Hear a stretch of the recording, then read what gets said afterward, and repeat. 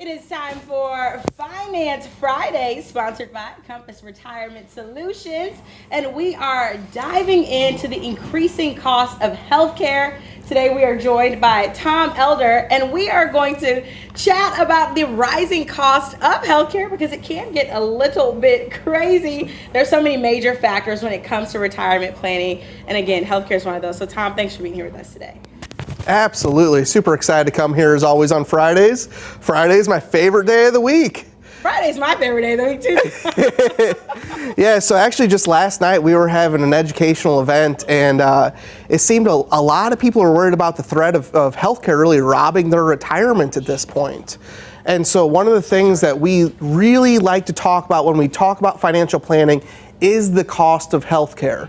The average person actually is going to spend about $245,000 on healthcare in retirement. And one of the things that a lot of people get confused about is, okay, so if I'm going to have medical insurance if I retire early, Medicare at 65, well, does that cover that long-term care need that I've heard so much about or had a parent go through an incident? And unfortunately, the answer is often not necessarily. Medicare deems it custodial care, and so if someone were to get sick, Medicare is going to cover usually the first 100 days, but then we get into either Medicaid spend down, using assets, or some other form. So healthcare really becomes an instrumental part of our retirement plans when we do them. And we know that so many people are being robbed by these healthcare costs. They're eating away at their retirement funds. What are some things that we could do to maybe slow down that speed or slow down eating away at those retirement funds? It's a great question. And really it comes down to having a plan, right? With the proper plan, it should be built into the budget, right? There are some aspects of Medicare, such as the cost of, or the amount of income that you made 2 years ago can affect the price of your Medicare premium. But then even it comes to retiring early before the age of 65.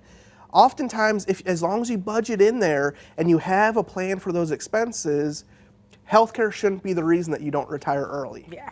Right? It's just about having that plan in place to make sure that you take care of those expenses. And speaking of that plan, y'all like to say, don't get bit by the cobra. Ooh. What does that mean? I know. Don't get bit by the cobra. You don't want that nasty bite. It's a big bite. It's a big bite. You know, when people retire, when they transition from jobs, oftentimes one of the first places they look for is COBRA, right? COBRA for healthcare. And it's really a continuation of what they had with their employer.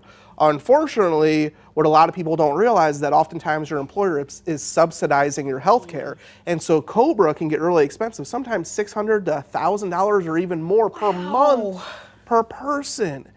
And per person? Per person. That's an expense.